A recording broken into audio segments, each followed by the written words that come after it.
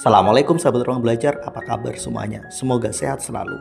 Ketemu lagi dengan saya Eko Prastyo. Selamat datang di ruang belajar. Percaya nggak sih?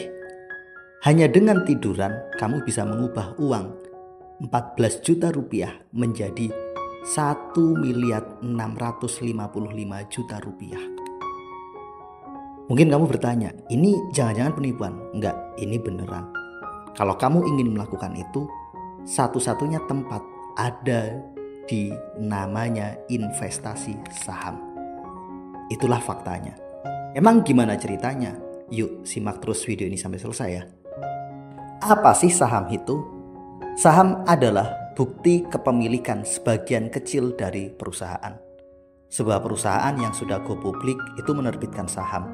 Jika kamu membelinya, maka kamu ikut serta memiliki perusahaan tersebut dengan nilai tertentu. Efeknya apa? Jika perusahaan untung, kamu juga dapat keuntungan. Kalau perusahaan rugi, ya sama, kamu juga ikut menanggung kerugian karena kamu adalah pemilik perusahaan. Kita investasi pada saham, ada begitu banyak keuntungan. Salah satunya, kamu nggak perlu bangun bisnis dari nol. Kita tahu bangun bisnis itu sulit. Dengan kita berinvestasi di saham, kita sudah bisa memiliki perusahaan yang baik tanpa susah payah harus membangunnya dari nol. Contoh, kamu membeli saham Bank BCA, maka kamu itu ikut punya saham Bank BCA, ikut punya perusahaan BCA tanpa kita harus terlibat untuk membangunnya mulai dari awal. Atau mungkin kita membeli produk-produk Unilever. Ketika kita memiliki atau membeli saham Unilever, kita itu juga ikut memiliki perusahaan tersebut tanpa harus memulai dan membangun bisnisnya dari nol.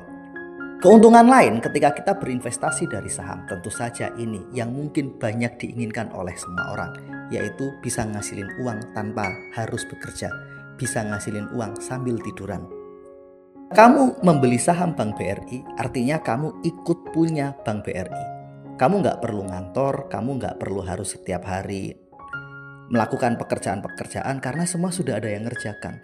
BRI sudah ada direkturnya, BRI sudah ada pegawainya, BRI sudah ada pengawasnya. Pendek kata semua sistem sudah ada, semua pekerjaan sudah ada yang ngawasin.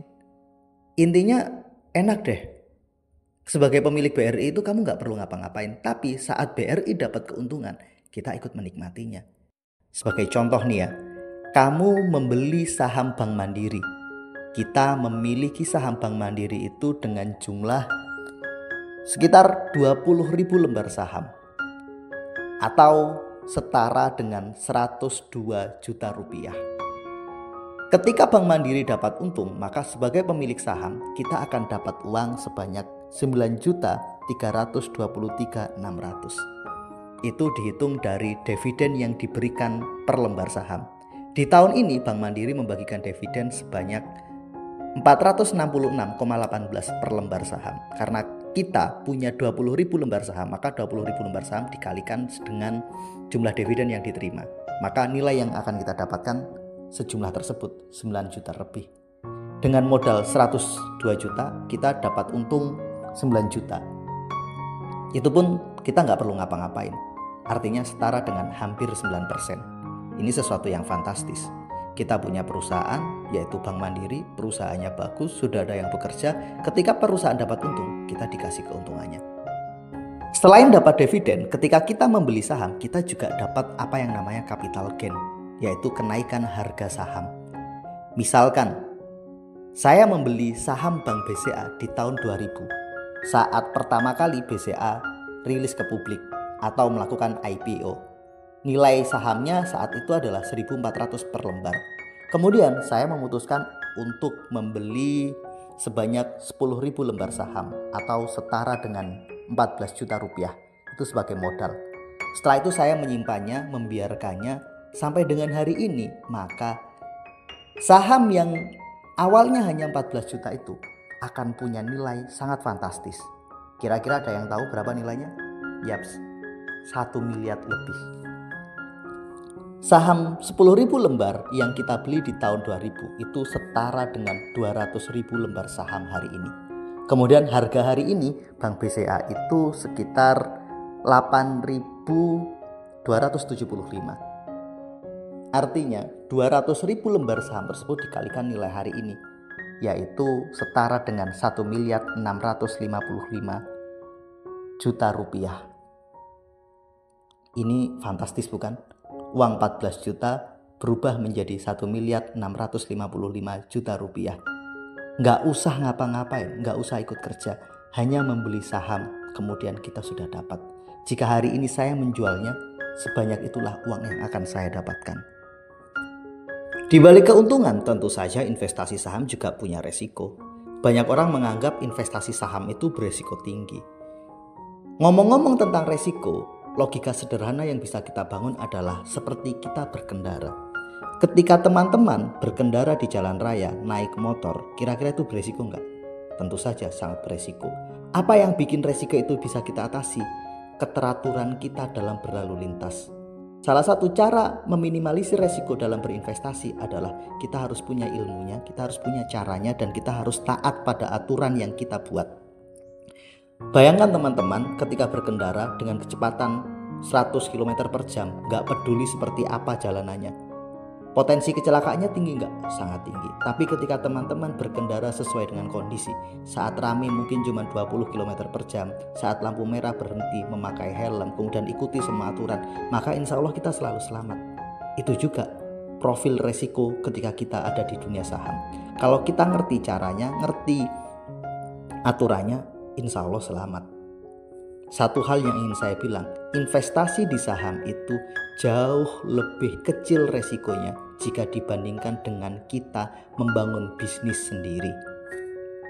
Sebagai ilustrasi, saya punya uang 100 juta rupiah. Kemudian saya belikan sahamnya Bank Mandiri. Saya nggak perlu ngapa-ngapain, tapi saya punya potensi dapat keuntungan. Bagaimana dengan kerugiannya? Katakanlah Bank Mandiri turun harganya sampai 20%. Kemudian saya menjualnya, maka uang saya tinggal 80 juta. Yang 20 juta tadi hilang karena resiko. Beda ceritanya ketika uang 100 juta tadi saya pakai untuk membuat sebuah bisnis. Katakanlah saya ingin membangun sebuah kafe atau usaha angkringan atau sejenisnya. Saya harus sewa tempat dulu. Katakanlah sewa tempat setahunnya 30 juta. Kemudian saya harus membeli peralatan masak, kursi. Kemudian saya harus menghias, katakanlah butuh sekitar 40 juta. Kemudian saya sisa 30 juta untuk membeli bahan baku, promosi dan macam-macamnya. Sampai hari H saya membuka, saya tinggal pegang uang sekitar 15 juta. Artinya uang yang sudah masuk 85 juta. Ketika kemudian bisnisnya nggak jalan, 6 bulan kemudian nggak sesuai harapan, maka hampir semua uang saya habis. Peralatan yang sudah saya beli seperti kursi, meja itu akan sulit dijual. Kalaupun bisa dijual setengah harga. Biaya sewa yang sudah saya keluarkan, maka nggak mungkin akan diganti oleh pemilik rukonya. Nggak mungkin saya akan datang ke pemilik ruko, Pak, karena saya rugi bisa nggak dikembalikan uang saya? Pasti orangnya nggak mau karena kita sudah menyewa untuk setahun. Belum lagi dengan bahan baku yang sudah kita beli dan lain sebagainya. Kalaupun bisa dijual, katakanlah kita dapat uang 30 juta. Praktis uang 100 juta tadi hanya sisa 30 juta. Berarti berapa ruginya? 70 juta. Itu kalau masih kembali. Berapa banyak sih orang bangun bisnis sudah susah payah tapi kemudian gak kembali, bahkan uangnya hilang. Ketika ngomong resiko, semua yang kita lakukan itu beresiko. Mau investasi di saham, mau bangun bisnis juga beresiko. Tapi investasi di saham itu resikonya bisa kita kendalikan. Asal itu tadi kita ngerti dan kita tahu caranya. So teman-teman, yuk mulai belajar. Jadikan video ini sebagai trigger agar teman-teman bisa lebih bijak mengelola uang dan menginvestasikan di tempat yang tepat.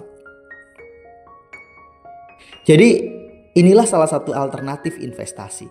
Kalau kita investasi di saham, kita bisa ngasilin uang tanpa harus terlibat di pekerjaannya. Inilah benar-benar autopilot bisnis. Ketika teman-teman menginginkan atau memimpikan bisnis yang autopilot, maka berinvestasilah di saham karena teman-teman sedang ikut membeli perusahaan yang sudah ada, jalan, dan mereka ngasilin uang. Mudah-mudahan video ini bermanfaat. Sampai ketemu pada video kami berikutnya. Terima kasih telah menonton. Assalamualaikum warahmatullahi wabarakatuh.